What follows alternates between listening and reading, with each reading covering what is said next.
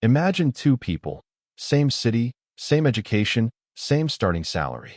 5 years later, one of them owns a business, travels twice a year, and sleeps well at night. The other is drowning in debt, hates Mondays, and can't figure out where all the money goes. What's the difference? It's not luck.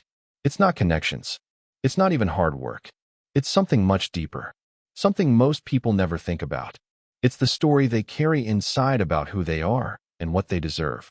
Today we're going to talk about something that psychology calls archetypes, ancient patterns of behavior that live in every one of us. And here's what's wild. These patterns control your financial life more than your salary does, more than the economy does, more than any investment strategy you'll ever read about. Because before money becomes numbers in a bank account, it becomes a feeling, a belief, a story. And that story has a shape, a character. And that character might be quietly destroying everything you're trying to build. Let's start from the beginning. Carl Jung was a Swiss psychiatrist who believed that deep inside every human being, there are universal patterns. He called them archetypes. They're not something you choose. They're something you inherit from thousands of years of human experience. The hero, the victim, the rebel, the caretaker, the sage, the orphan. These aren't just characters in movies or fairy tales. They're living inside you right now. And each one of them has a very specific relationship with money. Now here's where it gets interesting. Every archetype has a light side and a dark side.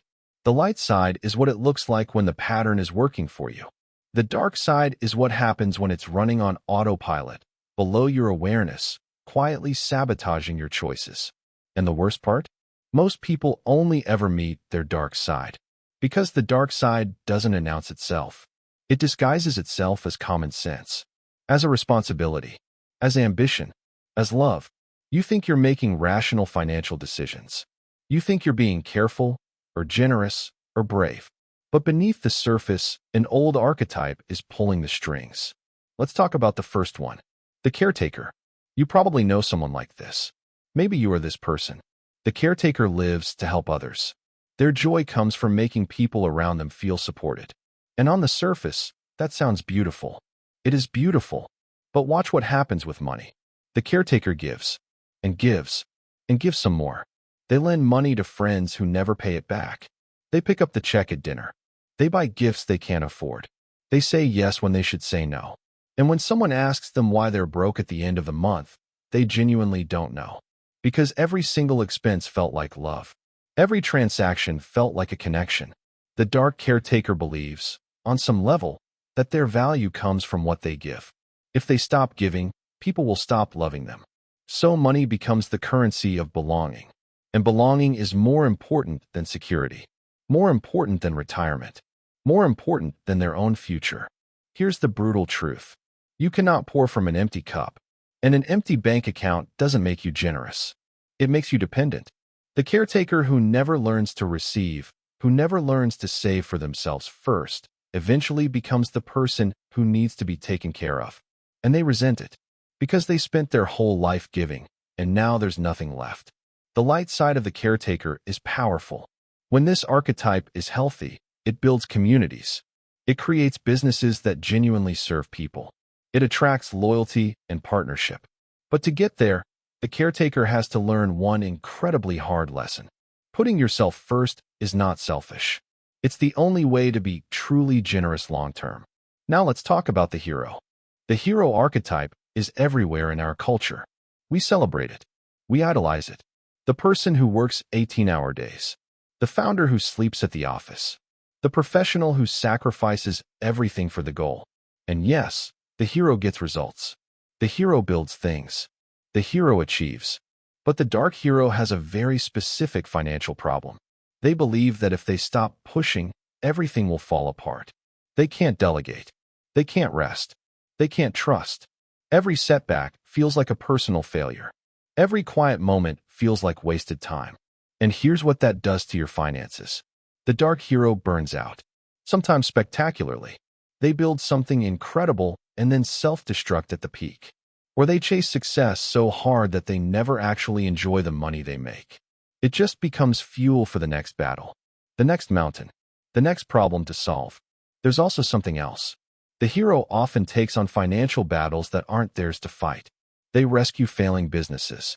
They co-sign loans for people who shouldn't be borrowing. They take on debt to prove they can handle it. Because the hero needs a dragon to slay. And if there isn't one, they'll create one. The light hero knows when the battle is won. Knows when to rest. Knows that protecting what you've built is just as heroic as building it in the first place. Financial stability isn't boring for the healthy hero. It's a victory to be honored. Let's talk about the rebel next.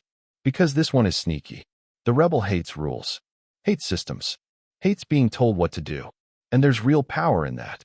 Rebels change the world. They disrupt industries. They see what others can't see because they're not trapped by conventional thinking.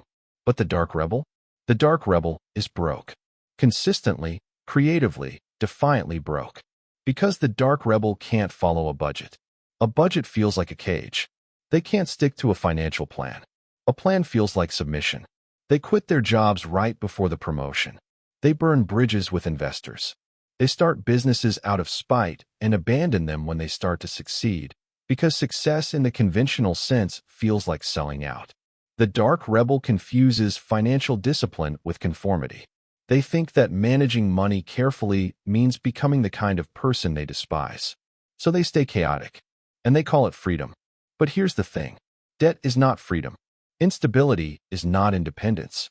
The rebel who has no financial foundation is actually the most controlled person in the room. Because every decision they make is driven by fear, by reaction, by what they're running away from, not what they're running toward. The light rebel is an entrepreneur, a disruptor, someone who uses financial intelligence as a weapon to change the game. They're not following the system. They're beating it. And there's a huge difference between those two things. Now here's one that people rarely talk about. The victim archetype. This is a hard one, because the word victim has so much charge around it. So let me be very clear. I'm not talking about people who have experienced real hardship, real trauma, real injustice, because those things are real and they matter. I'm talking about an internal pattern, a way of relating to your own life and your own choices. The victim archetype believes that things happen to them, not because of them, not through them, to them. Money is something that other people have.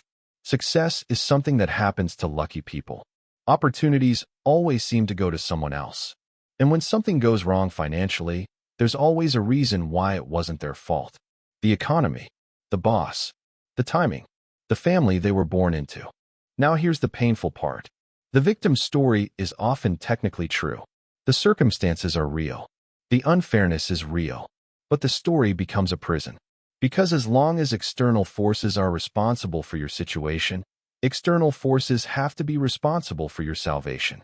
And you end up waiting for the right moment, the right opportunity, the right person to come along and fix things.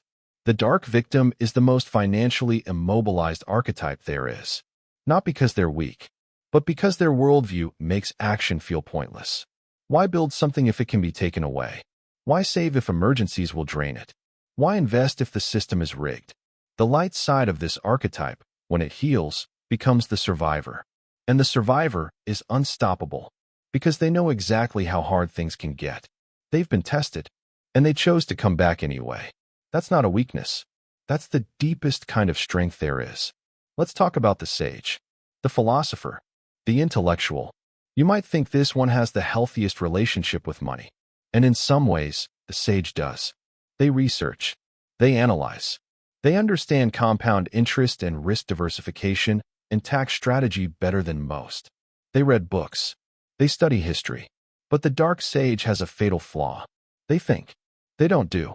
The dark sage is the person who spends 6 months researching the perfect investment and then misses the window, who understands exactly what they need to do to build wealth, but somehow never quite starts, who gives brilliant financial advice to everyone around them while their own account stagnates. Why? Because for the sage, knowing feels safer than doing. Doing means risking being wrong, and being wrong feels like a threat to their identity. Their identity is built on being smart, being right, being the person who understands things. A bad investment doesn't just cost money. It costs self-concept. So the dark sage stays in analysis, forever preparing, forever learning. Forever is almost ready to leap. The light sage combines wisdom with action. They understand that perfect knowledge is impossible. That some of the most important financial moves in your life will be made with incomplete information, and that the cost of inaction is always higher than the cost of an imperfect decision made in time. Now I want to talk about something that almost everyone experiences, but almost no one names correctly: the orphan archetype.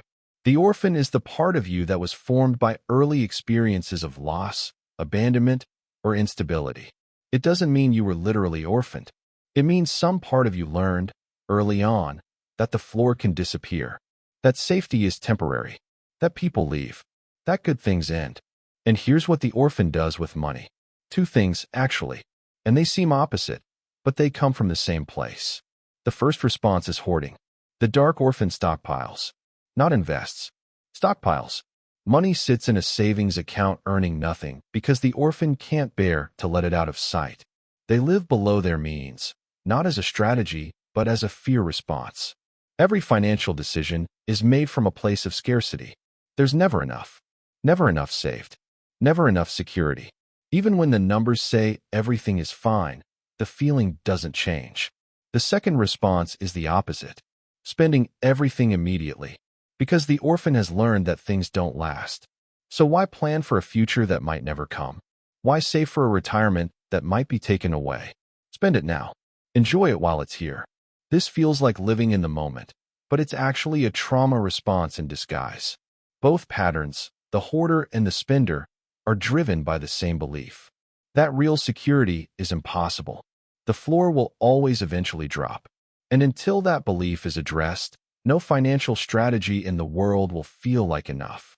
Now here's what I really want you to hear, because this is the part that most financial content completely misses. You are not one archetype. You are several, and they interact, and they conflict, and sometimes one takes over in specific situations. Maybe you're a sage at work and an orphan at home. Maybe you're a caretaker with your family and a rebel with your finances. Maybe you're a hero in your career and a victim in your relationship with money. And here's the most important thing of all. These patterns were not formed in adulthood. They were formed in childhood. In your family. Around the dinner table, when money was either discussed or never discussed. In the stories your parents told about rich people. In the fear you felt when they fought about bills. In the lesson, you learned about whether money was something you could trust. You didn't choose these patterns. But here's what's remarkable. You can change them. Not by reading a budget book, not by downloading a financial app, but by doing the thing that most people are too afraid to do. Looking honestly at the story you're telling yourself about money, and asking whether it's actually true. Ask yourself, when you think about having a lot of money, what's your first feeling? Excitement or guilt? When you think about spending money on yourself, do you feel like you deserve it? Or does some part of you feel like you need to justify it? When someone else succeeds financially, what's your gut reaction? Inspiration or resentment? These reactions are not random. They're clues. They're the fingerprints of an archetype operating beneath your awareness. And the moment you see it, really see it, something shifts. Because you can't change what you can't see. The path forward is not about forcing yourself to be different. It's not about willpower or discipline or grinding harder. It's about integration. Bringing the dark side into the light. Understanding why the pattern formed. Thanking it, actually, for trying to protect you. And then, gently, firmly, choosing a new way. The caretaker learns to fill their own cup first. The hero learns that rest is not retreat. The rebel learns that true freedom requires a foundation. The victim discovers their own agency. The sage takes imperfect action. The orphan learns to trust, carefully, in the possibility of lasting security. This is not a quick process. It is not a weekend workshop. It is the work of a lifetime. But every step you take in this direction changes your relationship with money in a way that no financial tip ever could. Because now you're working with your psychology instead of against it. Here's what I want you to take away from this video. Your financial life is not primarily a math problem. It is a self-knowledge problem. The numbers will follow the story. They always do. And the story lives inside you, in patterns older than you are, waiting to be seen, named, and transformed. The most financially successful people in the world are not always the smartest or the hardest working. They are often the ones who know themselves the best, who can see when their patterns are running the show and choose differently. That self-awareness is worth more than any investment strategy, any market timing, any side hustle. So I want to ask you something, and I genuinely want your answer in the comments, because this is the kind of conversation that changes people's lives. Which archetype do you recognize in yourself? Maybe it's one I described, or maybe it's a combination. Maybe you're a caretaker who became a victim when things got hard. Maybe you're a rebel who secretly wants the security of the sage. Whatever it is, name it. Write it down. Share it here. Because the moment you name your pattern, you step outside of it, even if just for a second. And that second is enough to start something new. Your relationship with money can change. Not because the market changes, not because your salary changes, but because you change. Because you decide to stop letting an old story write your future. Because you finally look the pattern in the eye and say, I see you. I understand why you're here. And I'm ready to do this differently now. That is not a weakness. That is the bravest thing a person can do. If this video made you think, made you feel something, or gave you even one new way of looking at your own financial story, please leave a like. It takes 2 seconds, and it genuinely helps this channel reach more people who need to hear exactly this kind of conversation. And if you want to go deeper, if you want more content that treats you like an intelligent human being capable of real change, subscribe because we're just getting started. See you in the next one.